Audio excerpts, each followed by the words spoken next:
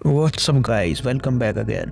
Hello दोस्तों, आज की इस वीडियो में मैं आपको एक्सप्लेन करने वाला हूं हाल ही में आई वनवास मूवी की कहानी। तो चलिए शुरू करते हैं आज की कहानी। फिल्म की शुरुआत होती है हिमाचल प्रदेश के शिमला के पालनपुर से, जहां पर कि हम बिमला सदन को देख पाते हैं, जिस घर के ओनर हैं दीपक त्यागी। दीपक त्यागी के 3 बेटे भी हैं और वह अपनी पत्नी बिमला से बहुत ज़्यादा प्यार करते हैं। इसलिए तो उन्होंने अपने घर का नाम अपनी पत्नी के नाम पर रखा है और वह अपनी फैमिली से भी बहुत ज़्यादा प्यार करते हैं। और फिर कुछ ही सालों के बाद कहानी जो है वो प्रेजेंट में आती है, जहां पर कि हम देखते हैं कि अब दीपक त्यागी का अपनी नौकरी से रिटायरमेंट हो चुका है। बिमला भी अब इस दुनिया में नहीं रही है। तो अब दीपक बेबसी, अकेलेपन और दर्द की उस दुनिया में आ जाता है जिसमें त्यागी जूझ रहा है एडवांस डेसिया से। एक ऐसी बीमारी है जिसमें याददाश्त अक्सर चली जाया करती है। तो त्यागी इस बीमारी से ग्रसित 3 शादीशुदा बेटों और पोते पोतियों वाला भरा पूरा परिवार है।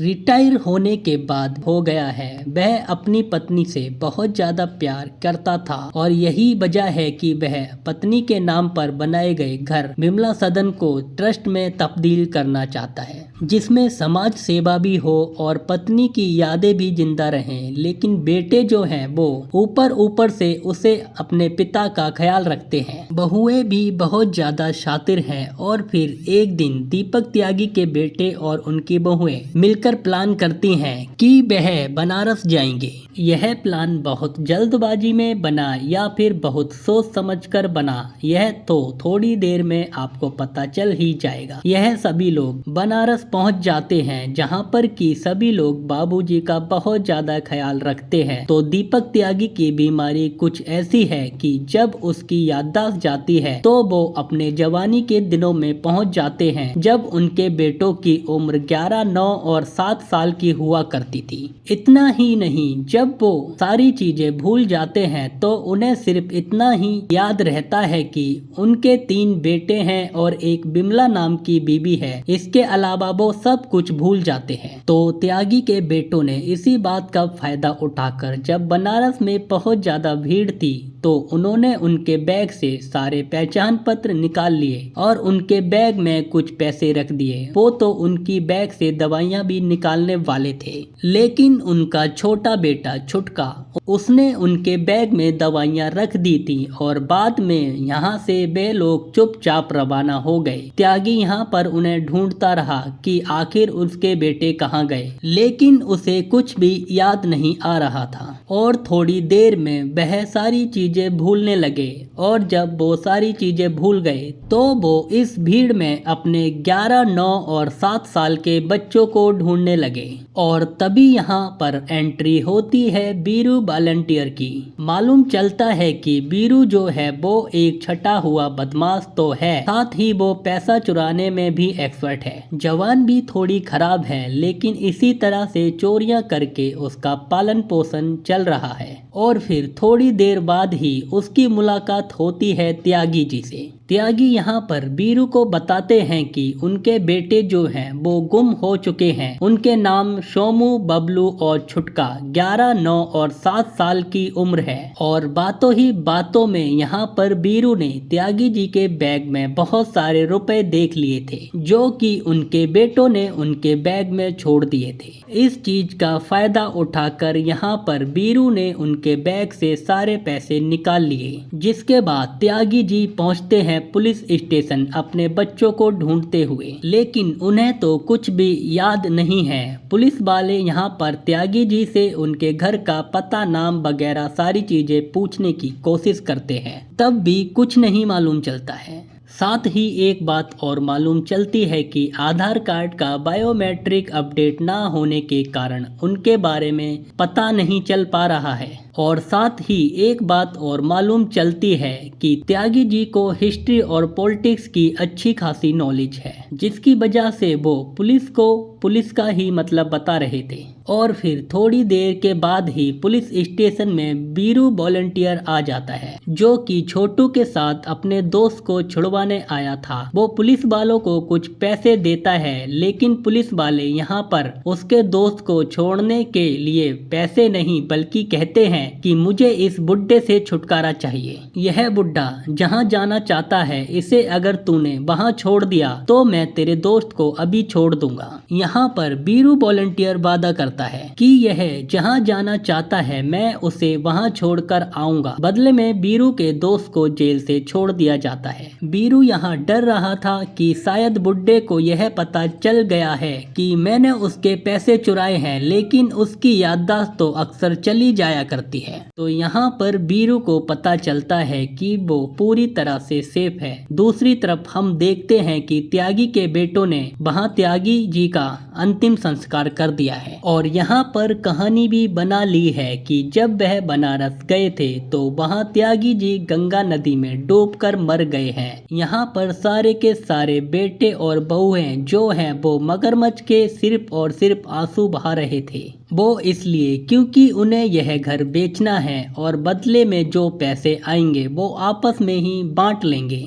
क्योंकि त्यागी जी के होते हुए तो त्यागी जी इस बिमला सदन को बेचने नहीं देते, क्योंकि यह उनकी पत्नी की निशानी है। इसलिए बेटों ने मिलकर त्यागी जी को वहां बनारस छोड़ा है। दूसरी तरफ हम देखते हैं त्यागी जी और बीरू वॉलंटियर को।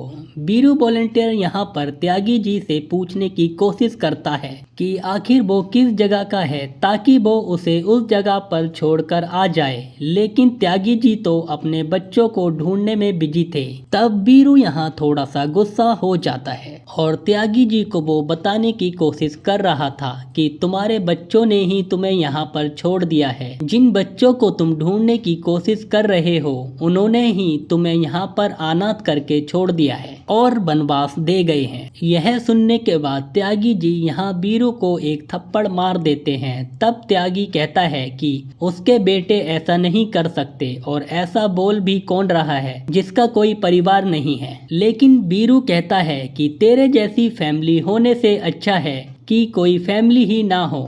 अच्छा हुआ कि मेरी कोई फैमिली नहीं है। तो बीरू का दिमाग यहाँ पर थोड़ा सा खराब हो चुका था, इसलिए वो यहाँ पर बहुत सारी शराब पी लेता है और वापस से आके त्यागी जी के पास बैठ जाता है। वो उनसे बातें करने लगता है, उन्हें भी शराब पिलाने लगता है और बाद में वो उन्हें अपनी प्रेमिका की कहानी बताने लगता है, जिसका नाम बीना है। बीरू बीना से बहुत ज्यादा प्यार करता है। दोनों ही एक दूसरे से प्यार करते हैं। बीना भी अनाथ है, वो अपनी मौसी के साथ रहती है। बीना एक नाचने वाली होती है और वो जगह उसकी मौसी की ही होती है। मौसी को बीरू बिल्कुल भी पसंद नहीं है, इसलिए मौसी चाहती है कि किसी भी तरह से बस बीरू से छुटकारा मिल जाए। इसके लिए तो वो कितना भी पैसा मांग लो, पैसा देने के लिए तैयार है, बस छुटकारा मिल जाए। एक बार तो बीरू को उन्होंने 2 लाख रुपए भी दे दिए थे।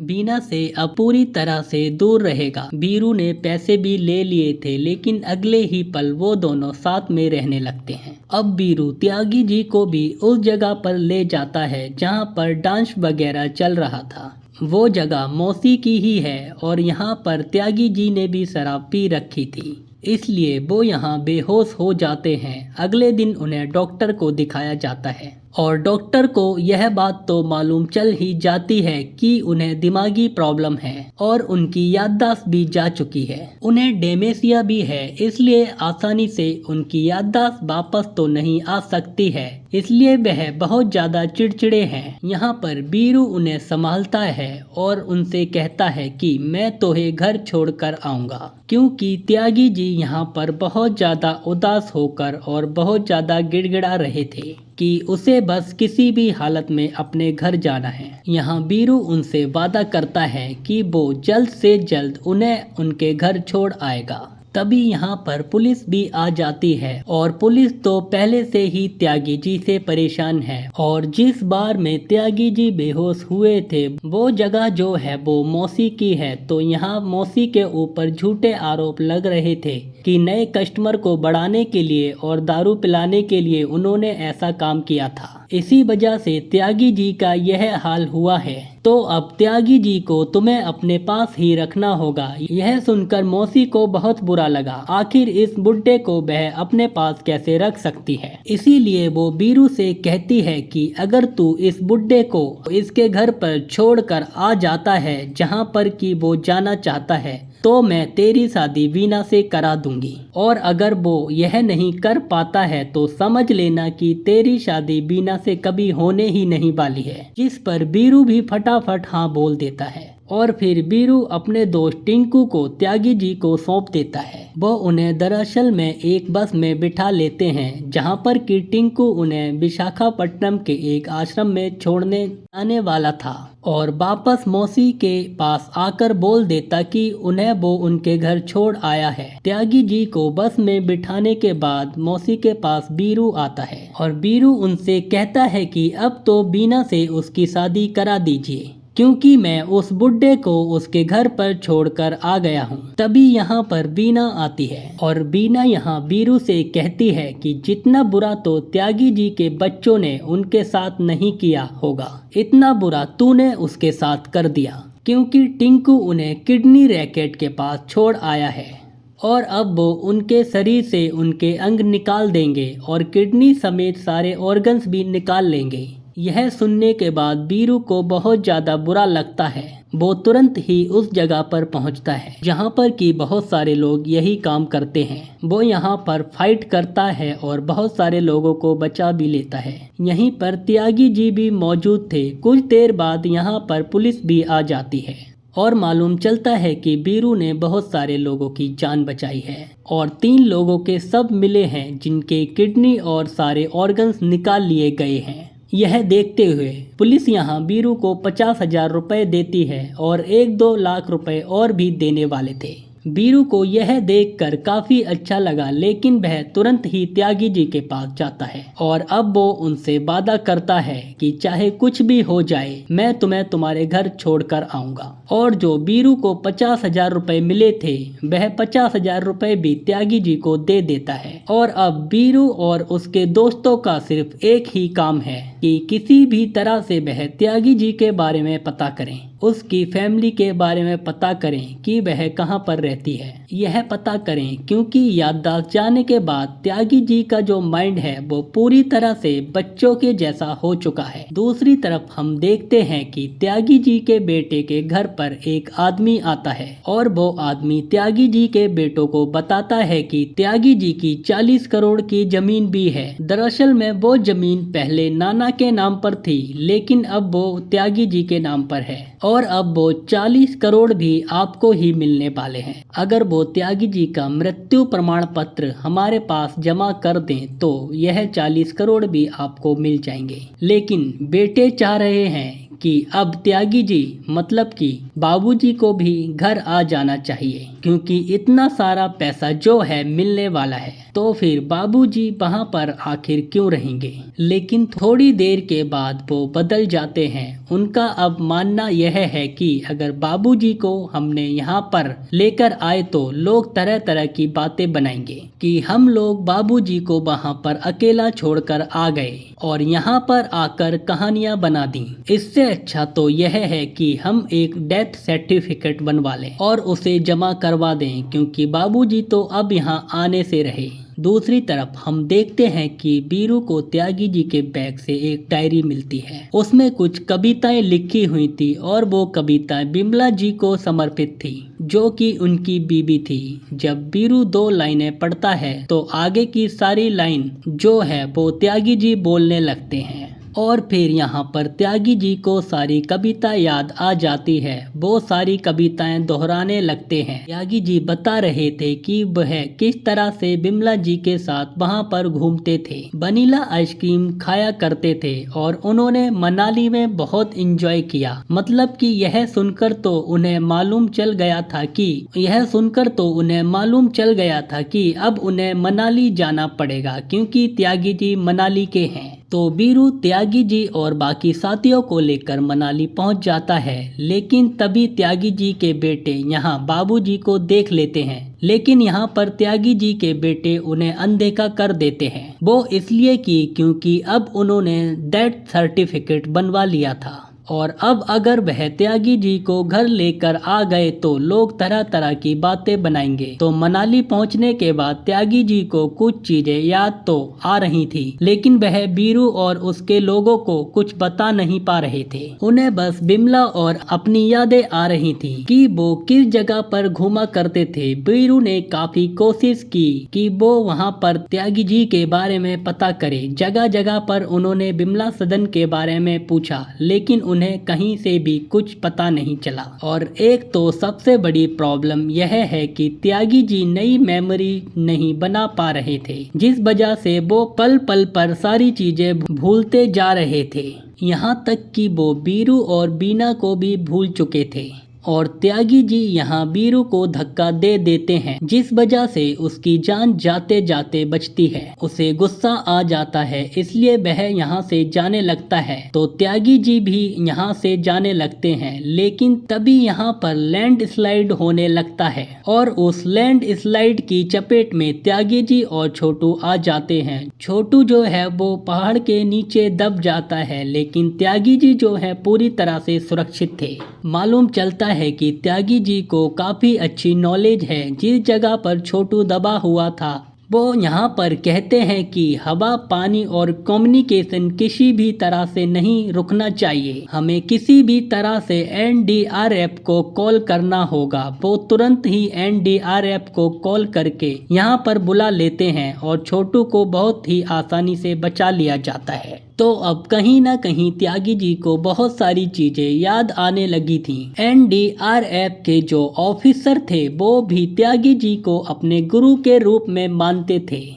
और अब सभी को मालूम चल गया था कि आखिर बिमला सदन कहाँ पर है। इसलिए जब वो बिमला सदन की तरफ बढ़ते हैं तो वहाँ उनका पड़ोसी उनसे मिलता है और वो उन्हें बताता है कि सब कुछ खत्म हो गया है। लेकिन उन्हें यह देखकर बहुत खुशी हुई कि त्यागी जी जिंदा हैं। वो त्यागी जी को बताते हैं कि तुम्हारे बेटों ने सब कुछ बेच दिया है, यहाँ तक कि बिमला सदन भी बेच दिया है और अब वह किसी दूसरे फ्रॉड में लगे हुए हैं और आज ही उन्हें 40 करोड़ रुपए भी मिलने वाले हैं। जिस जगह पर उन्हें 40 करोड़ रुपए मिलने वाले थे उस जगह पर त्यागी और बीरू सभी लोग पहुँच जाते हैं। यह देखकर त्यागी जी के बेटे और बहुएं पूरी तरह से हैरान हो जाते हैं कि आखिर त्यागी जी यहाँ पर कैसे आ गए। लेकिन अब मालूम चलता है कि त्यागी जी की सारी याददाश्त वापस आ चुकी थी। उन्हें सब कुछ मालूम चल गया था कि किस तरह से उनके साथ क्या क्या हुआ। अब वो पूरी तरह से प्रेजेंट में थे। बड़ा बेटा मतलब कि सोमू यहाँ पर त्यागी जी से माफी मांगता है। वो कहता है कि मुझसे बहुत बड़ी गलती हो गई, लेकिन त्यागी जी यहाँ पर उसे एक जोर का झापड़ मारते हैं और कहते हैं कि मैं इसके लिए तुम्हें कभी भी माफ नहीं करूँगा। तुमने मुझे थप्पड़ मारने के लिए मजबूर किया है।